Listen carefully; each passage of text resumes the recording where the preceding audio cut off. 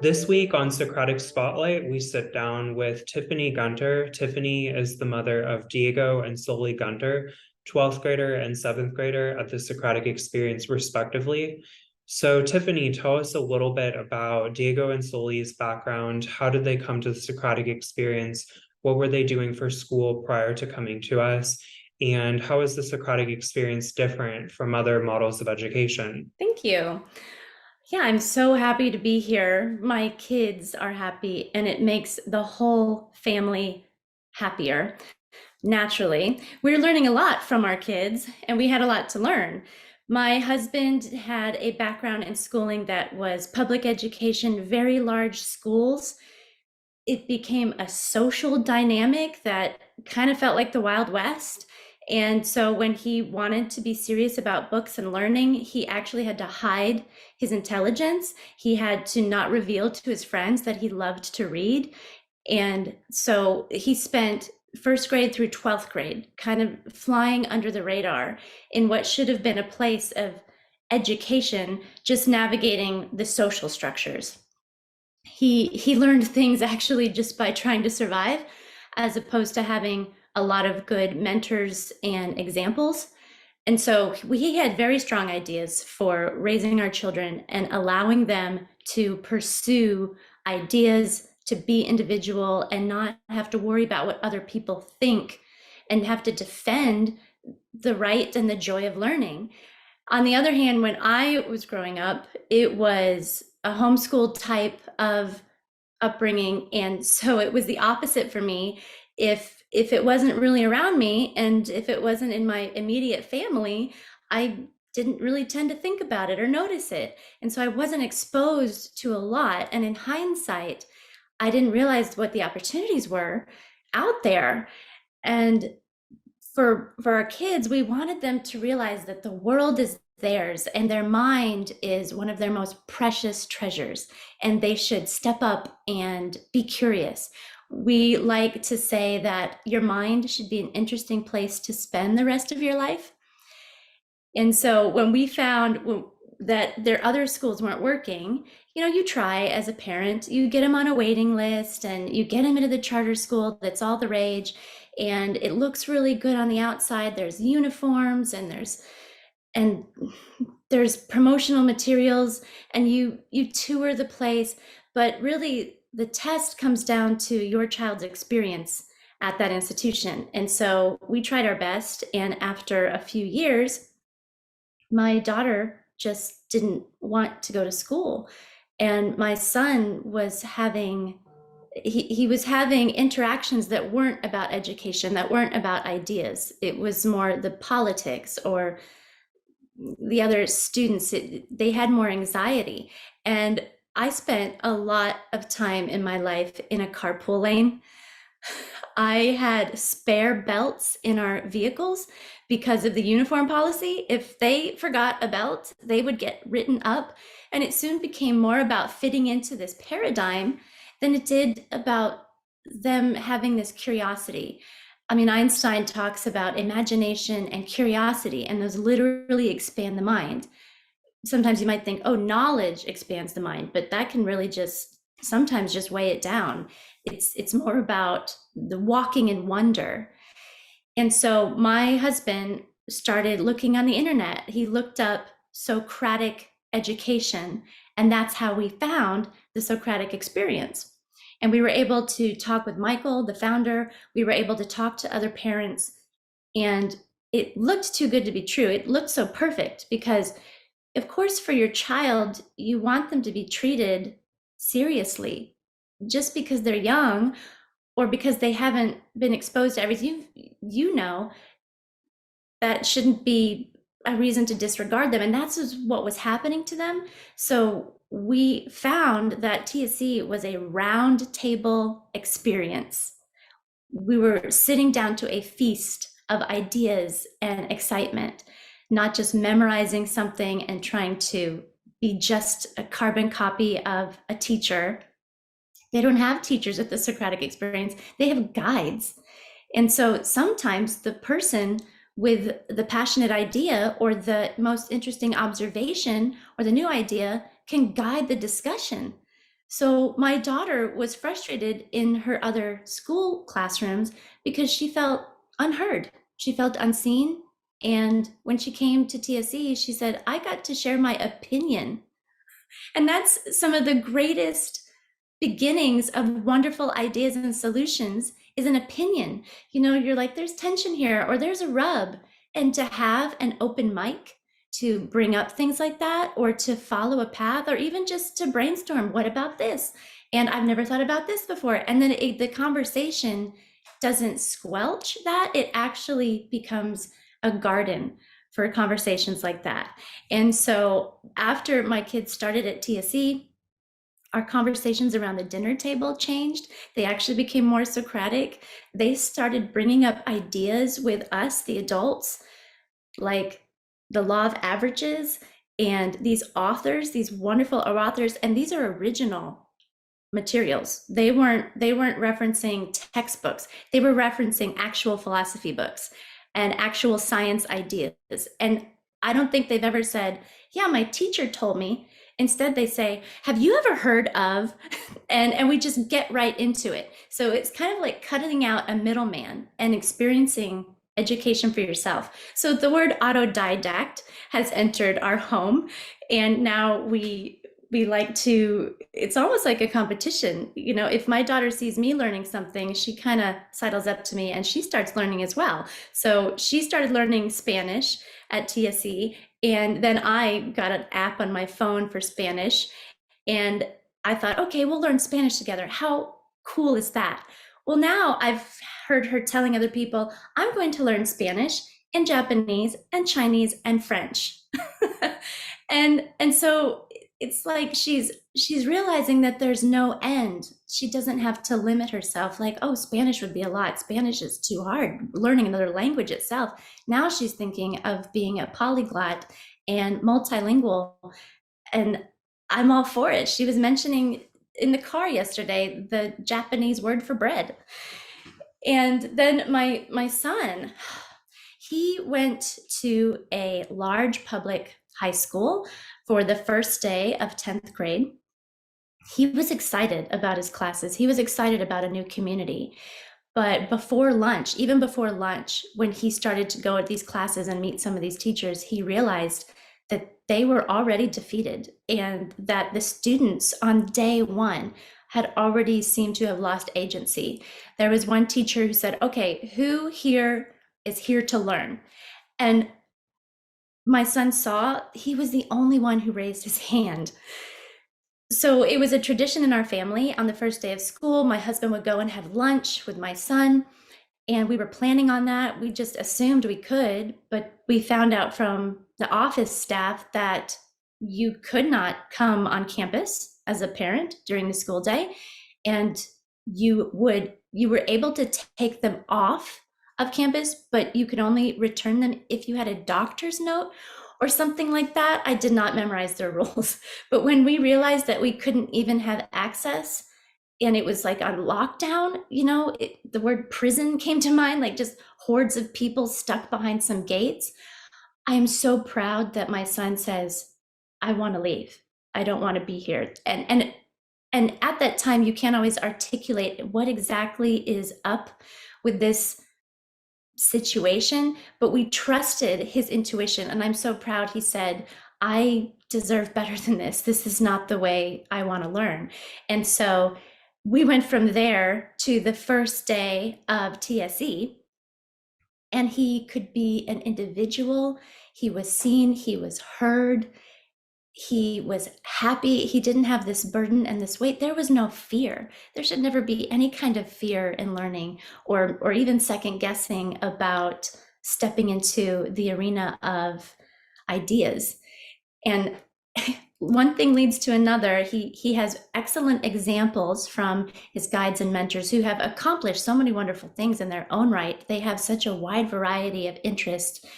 And so we ended up traveling based on a recommendation, a great network at TSE, to Roatan. We traveled to Roatan, and while he was there, he initiated a conversation and made a way for himself and procured a apprenticeship for himself with adults at a real company doing important things. And they made a place for him just because he asked and said, I'd like to do this. I think I can. He was 16. And so then he has this wonderful apprenticeship where he's learning software programs and he's working alongside business owners and doers and thinkers. And TSC allowed that to be incorporated into his education. The fact that he had classes and an education didn't hinder his personal goals. And so he got the best of both worlds. When people ask my kids where do they go to school, they sit up a little bit straighter and they're ready to tell you about TSC and why TSC is the best school that they've been to, because they've been to quite a few. We did the homeschool route, we did the hybrid route, the charter school route, the large public school. You know, we were trying to find the best of every place that we were, and we didn't know about TSC until we knew about it. And it was good because it helped us be very appreciative of what we have found, where we have landed. My daughter has become more articulate, and she's often assumed to be older than she is, which she loves. In fact, she asks me not to share how old she is because she wants them to guess, and she knows that they're going to guess something older than 12 years old, simply because of the way that she carries herself and the confidence that she has. It's like she's willing to meet somebody, to introduce herself and meet somebody and start a conversation with them about ideas and hopes and dreams. One of the things that really drew us to TSC is that they ask, tell us about your kids' interests. And then they ask the kids themselves, what are you into? What are you good at? What are you passionate about? And of course, there's that chit chat banter at some other schools at meet and greets, but then it ends. It's like, oh, that's nice. We'll write that on your welcome paper that you like hockey or you like coding.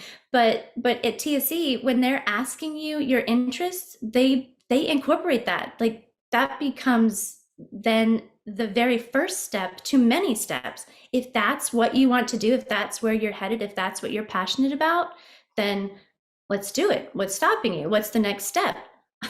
And so you have this beautiful collaboration. If I had to put TSC into one word, I would say collaboration.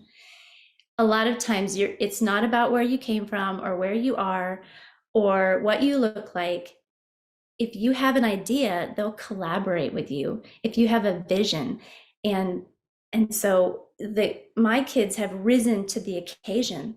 They just feel more buoyant, and they've met some wonderful people in their classes as well. I mean, people from all over the world, and they have a showcase day. Oh, I wouldn't miss a showcase day for anything, because you have these kids and you don't know what ages or grades they're in. You just know that they're showing you something that they made and they're telling you about something they did, and they'll leave it even if it didn't exactly work out, or it was a lot harder than they thought, or they changed their mind in the middle of it. They're happy to tell you. You know, there's no shame or there's no fear in failure. Fail fast and fail forward. You know, it's all part of it, because it's not about a grade. It's not about a multiple choice or an essay.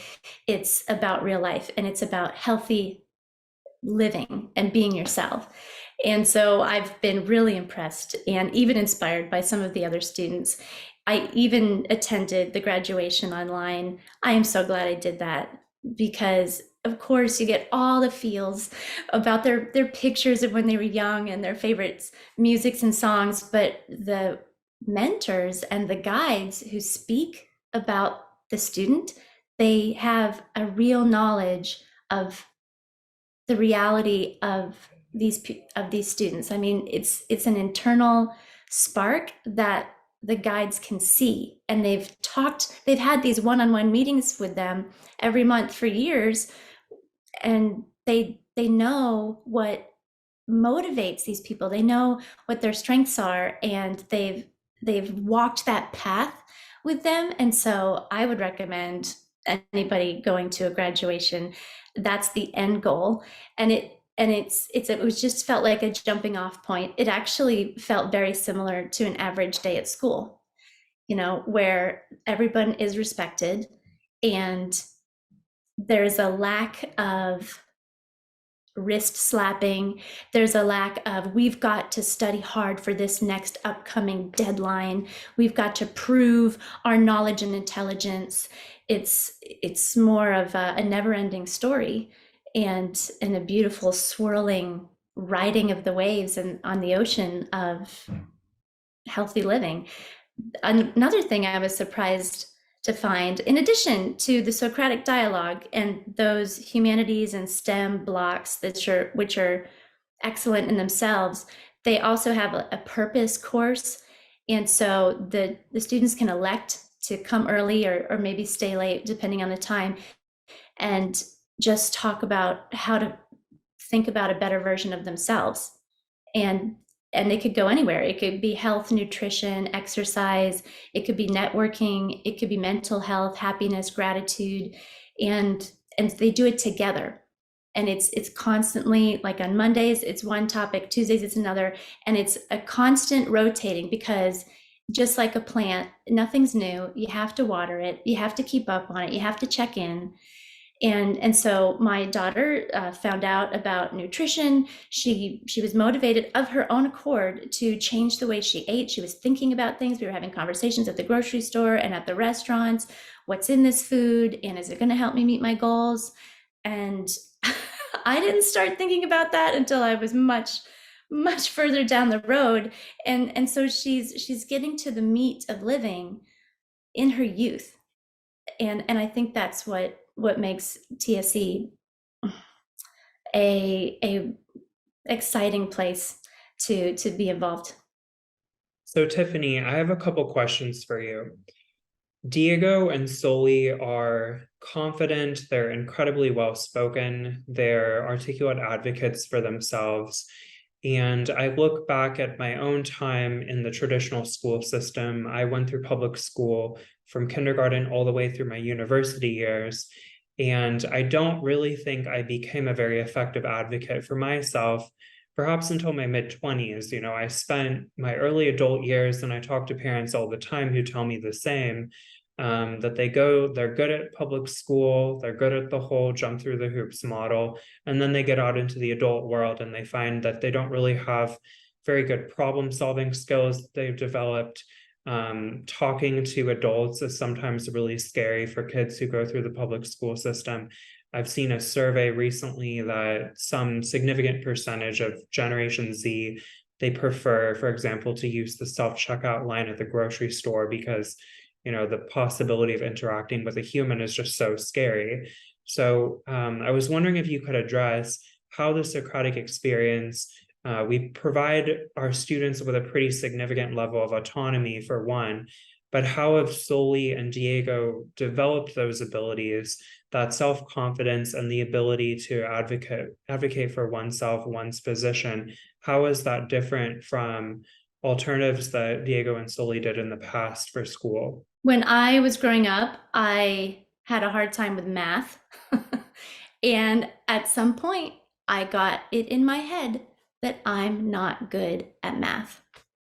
And so I stopped trying. I tried to avoid math. I tried to pick more of the linguistic, creative avenues. And I realized much later in life, oh, I could have done that. I easily could have done calculus. I was completely capable. But I got an identity that math was beyond me. And nobody really challenged it. Or nobody really even knew I was thinking that. And so they didn't know to challenge it. And I certainly didn't challenge my fear of math. And with my children, now I know that it's just that type of math, or maybe the way that you're approaching it, or maybe it's you're not in the mood to do this math right now. It's not all math forever.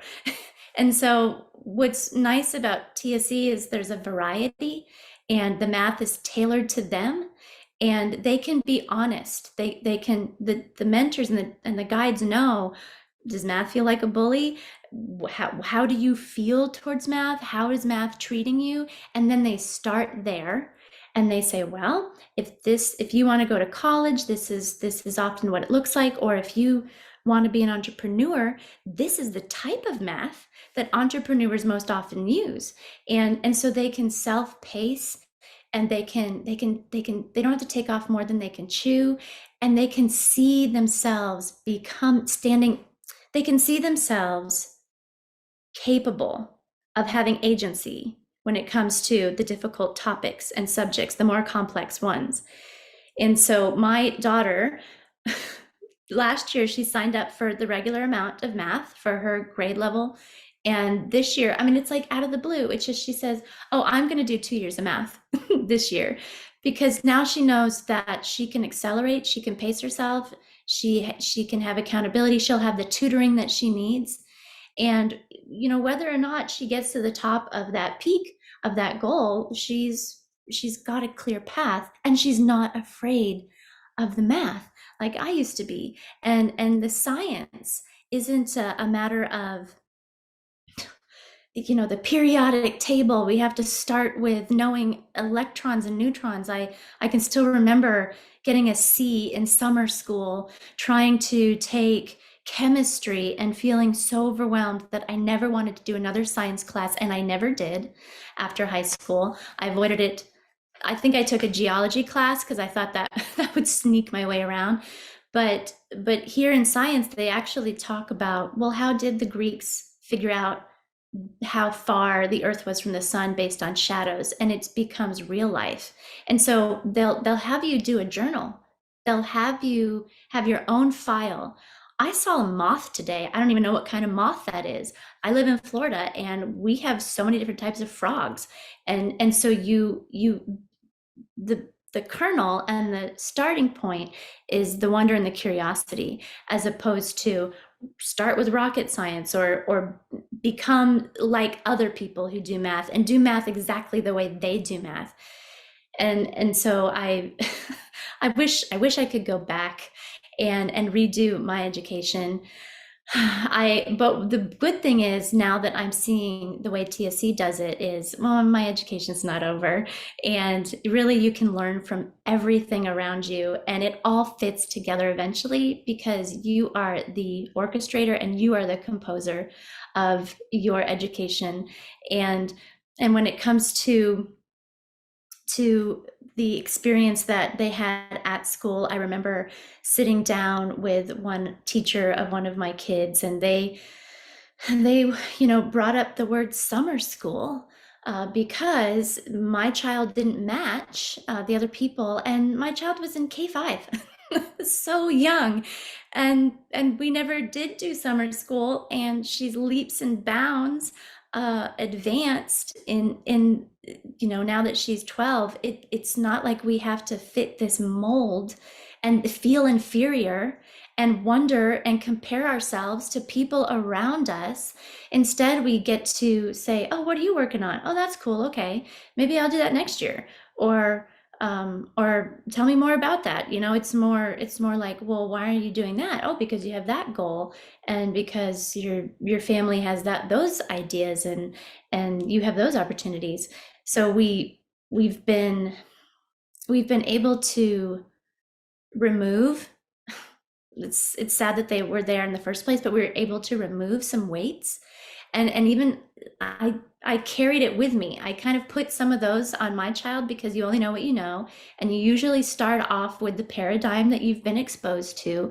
And I've had to unlearn some things.